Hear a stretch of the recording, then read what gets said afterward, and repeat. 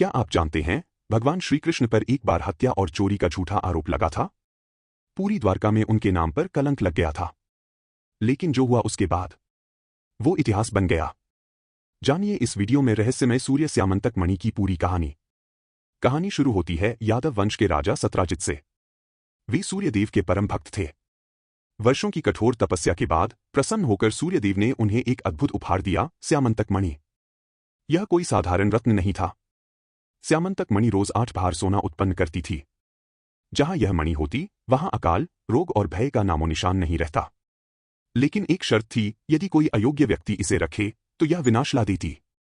जब सत्राजित द्वारका पहुंचे तो अहंकार में चूर होकर मणि को गले में पहनकर घूमने लगे। भगवान श्रीकृष्ण ने समझाया, यह मणि राजा उग्रसेन को दे दो ताकि पूरे राज्य का कल्याण हो, लेकिन सत्राजित ने अहंकार में मना कर दिया। सत्राजित ने वह मणि अपने भाई प्रसेन को दे दी। एक दिन प्रसेन शिकार के लिए जंगल गया। रास्ते में एक भयंकर सिंह ने उस पर हमला कर दिया और उसे मार डाला।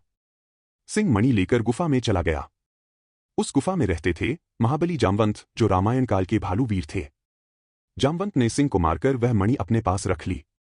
उन्हें क्या पता था कि इस मणि के कारण क्या तूफान आने वाला है। जब प्रसेन वापस नहीं लौटा तो पूरी द्वारका में हंगामा मच गया। लोगों ने भगवान श्रीकृष्ण पर झूठा आरोप लगाया कि कृष्ण ने मणि के लालच में प्रसेन को मार डाला। यह श्रीकृष्ण के जीवन का सबसे बड़ा कलंक बन गया। अपना सत्य सिद्ध करने के लिए श्रीकृष्ण स्वयं जंगल की ओर निकल पड़े। उन्होंने प्रसेन का शव पाया, फिर सिंह के पदचिन्हों का पीछा करते हुए एक गुफा तक पहुंच गए। उस गुफा में जामवंत से श्रीकृष्ण का भयंकर युद्ध शुरू हुआ। पूरे 21 दिन तक लगातार युद्ध चलता रहा। जामवंत महाबली थे, लेकिन धीरे धीरे उनकी शक्ति कम होने लगी। तभी अचानक उन्हें एहसास हुआ, अरे, ये तो वही हैं, मेरे प्रभु श्री राम। जामवंत तुरंत श्रीकृष्ण के चरणों में गिर पड़े। प्रभु, मैं आपको पहचान नहीं पाया, क्षमा करें। उन्होंने न केवल स्यामंतक मणि लौटाई, बल्कि अपनी पुत्री जाम्बवती का विवाह भी श्रीकृष्ण से कर दिया। श्रीकृष्ण मणि लेकर द्वारका वापस आए। सभी को लगा अब कृष्ण मणि अपने पास रखेंगे। लेकिन श्रीकृष्ण ने मणि सीधे सत्राजित को सौंप दी।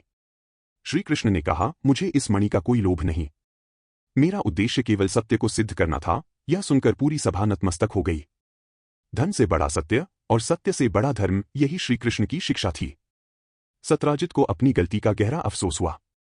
उन्होंने श्रीकृष्ण से क्षमा मांगी और अपनी पुत्री सत्यभामा का विवाह उनसे कर दिया। श्रीकृष्ण ने कहा, यह मणि आपके वंश के पास ही रहे, यही उचित है। इस घटना ने सिद्ध कर दिया कि श्रीकृष्ण किसी धन या शक्ति के लोभी नहीं, बल्कि धर्म और सत्य के अवतार हैं। इस कथा से हमें अनमोल शिक्षाएं मिलती हैं। पहली, अहंकार हमेशा विनाश का कारण बनता है। दूसरी, सत्य को दबाया जा सकता है, लेकिन मिटाया कभी नहीं जा सकता।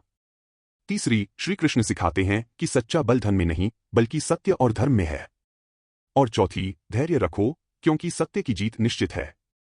अगर यह कहानी पसंद आई हो तो लाइक करें, शेयर करें और चैनल को सब्सक्राइब करना न भूलें। ऐसी ही अद्भुत पौराणिक कथाओं के लिए बेल आइकन भी दबा दें।